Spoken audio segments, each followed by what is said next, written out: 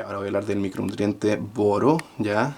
Que es muy importante en la formación de nuevas células de tejidos meristemáticos, también para regular el metabolismo de carbohidratos, participa en la síntesis de aminoácidos, y esto es muy importante, ya que participa en el proceso de polinización y formación del fruto a través del tubo polínico, ¿ya? Entonces, si se tiene deficiencia de boro, se va a tener una mala cuaja, ¿ya? Entonces, el déficit se puede dar por un alto pH, ¿ya?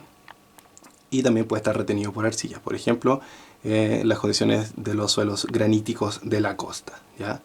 Bueno, cuando hay un déficit, las células del cambium no se diferencian para formar el xilema o floema, ¿ya? Como consecuencia ocurre un colapso de tejidos con disminución del ARN, ¿ya? Y se ven daños en la corteza con crecimientos aberrantes o deformes.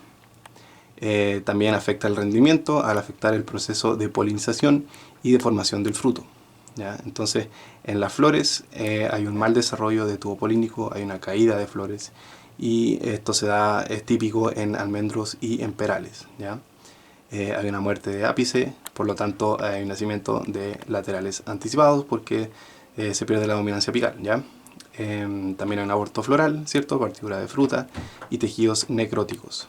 En el almendro hay una excesiva caída de frutos, ¿ya? Y los embriones con déficit de boro abortan en diciembre-noviembre, disminuyendo la cosecha, ¿ya? Entonces la deficiencia, si es que hay un buen suministro del suelo, igual puede haber deficiencia, ¿ya? ¿Y por qué se da esto?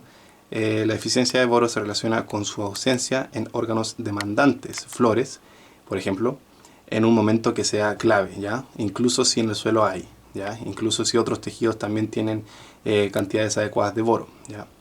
En regiones áridas existe un alto contenido natural de boro en el suelo, y en algunos casos también en el agua de riego, ¿ya? Por ejemplo, los ríos Yuta, el río Loa y el río Copiapó, ¿ya?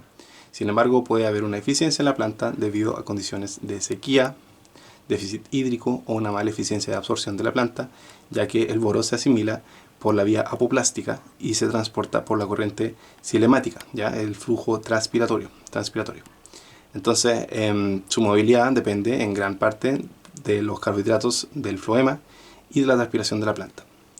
En almendros, la floración ocurre antes que la brotación, por lo tanto, la absorción de boro es posterior al periodo más importante, que es la floración, ¿ya? Ahora, ¿puede haber exceso? Sí, puede haber exceso cuando hay una fertilización excesiva, ¿ya? Y hay un alto contenido de natural de boro del suelo, ¿ya? Por ejemplo, esto se da mucho en las regiones áreas del norte, ¿ya? También puede ser aportado por el agua de riego que tenga mucho boro, ¿ya? Para prevenir esto hay que evitar esta fertilización excesiva, ¿ya?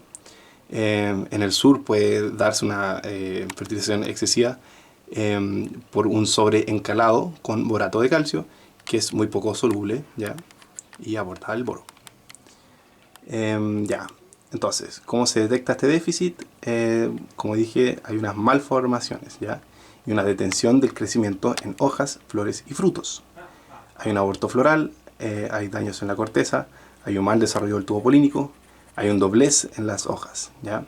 En la vid hay una malformación de los racimos. En las pomáceas se forman unas corchosidades y una malformación de los frutos. En los damascos se forma un pardeamento interno, ¿ya? En las ciruelas y en las paltas una deformación. Este creo que sería el riñoncito que se da en las paltas, pero no estoy muy seguro. Ya, las herramientas de diagnóstico en almendros. En almendros el pelón es el mejor indicador, ¿ya? Es mejor incluso que la hoja. Lo ideal sería que hubieran entre 80 y 150 partes por millón, ¿ya? Entonces, si no es eso, entonces hay algo anormal. El diagnóstico visual, por ejemplo, si hay una excesiva caída de frutos por deficiencia, ¿ya? Entonces, los abortos en noviembre y diciembre que pueden causar una disminución en la cosecha, ¿ya? En algunas variedades se puede formar una gomosis, ¿cierto?, en la superficie del fruto, y a veces unas manchas en el interior del fruto. También se puede hacer un análisis foliar sumado a la sintomatología visual, ¿ya? Y a un análisis del suelo, y todo esto sirve para diagnosticar y dosificar en caso de ser necesario, ¿ya? Entonces, ¿cuándo y cómo aplicar boro? Se puede aplicar en cualquier época del año, siempre con precaución de no causar toxicidad por altas dosis, ¿ya? Sin embargo, la época de floración es preferible porque en esta época no puede haber una eficiencia, ¿ya? En esta etapa fenológica, ¿ya? Entonces, la aplicación de boro foliar se puede hacer con ácido bórico en floración y otra antes de caída de hojas.